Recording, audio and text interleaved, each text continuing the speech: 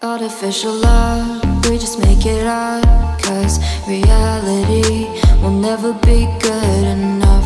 And even if it was, we just mess it up. Cause we already lost, addicted to the rush. I never meant to fall.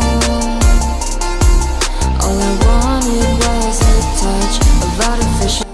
The alarm rings, but Vian is sleeping like a pet. But after some time, it started irritating her, and she threw the alarm on the floor, causing it to shatter. Great. You mumbled before again closing your eyes, but you shot open your eyes after listening the voice. Not again. Vian, get up. It's already 8. And you lazily sat on the bed. You only have 30 minutes, otherwise I'll leave you here. He recited before leaving the room while you cursed him from behind. It will be very good if you left me here, cold human. What happened? Why so sad? She asked when she noticed your downward. Don't ask anything. Okay, she said unbothered. Hey, I didn't mean it. Ask me. So, what happened? And you started fake crying while telling her, I'm so fed up with this loveless marriage. I mean, he treats me like a kid. Sometimes I doubt if I am his wife or daughter. I want to know if he loves me or not. After all, it was just an arranged marriage. Nothing less than a forced one. So, what are you going to do? Divorce him? And you looked at her with your dangerous eyes. I don't have any plan of divorcing him. So, what are you going to do? I'll think about it later, but first tell me, today is our periodic test, right? Are you prepared? My whole focus was on him, so how can I concentrate on my books? But I'll manage. Yeah, topper like you don't have to study, unlike us. You're sitting in the living room watching your favorite drama, but then suddenly the screen turns black. You close your eyes trying to control your temper, cause you know who done this. You should study for tomorrow's test. I already did. With that, you stood up and stride towards him, while he didn't even budge from his place. You stopped right in front of him, very less distance between you two, while he raised his one brow in a questioning way. You shook your head and walked past by him, and again turned on the TV and moved back to the couch. Vian, you cut him in the middle. I'm listening if it is not related to college. He shook his head and left from there. Why he is being professor even in home? Vian, stand up and come here. He shouted and you opened your eyes and looked around. You were sleeping in the middle of the class and he was calling you since 2 minutes. And in the end, he shouted at you. You looked around and found everyone is looking at you. And then you looked in front. Jungkook, burning in anger. What happened, sir? If you came here for sleeping, then you may sleep at your home. There is no need to come calling. So, you tried to protest, but what were you doing in the night? Probably watching dramas, right? Students come here to study, not to have fun. If you don't want to study, then you may stay at home. He said and left the classroom after slamming the door behind. And you looked down because you were feeling insulted. Why? She put her hand on your shoulder. You took a deep breath and smiled at her. Here Jungkook is continuously ringing the doorbell, but no response. After a minute, he opened the door with spare keys. He entered the house, but there was all dark. He turned on the lights. Everything was so quiet. Ryan? Ryan! He shouted your name, but no response. She is not home yet. He called you, but your phone is switched off. Ah, this girl. She'll come in sometime. He said and rested himself on the couch, and unknowingly he slept there, being tired. Meanwhile, Ryan, don't you think you should go home now? You looked at her coldly. Why? You don't like me being here? Ryan, it's not like that. Then be quiet. I want some space. She sighed and left the room. What does he think of himself? Jerk. You muttered in annoyance and covered yourself with the blanket. Jungkook opened his eyes and sat straight. After a minute, when he was fully awake, he looked around, and again, all silence. He glanced at his watch, which is showing 10. Ryan? Ryan? No response. Where is this girl?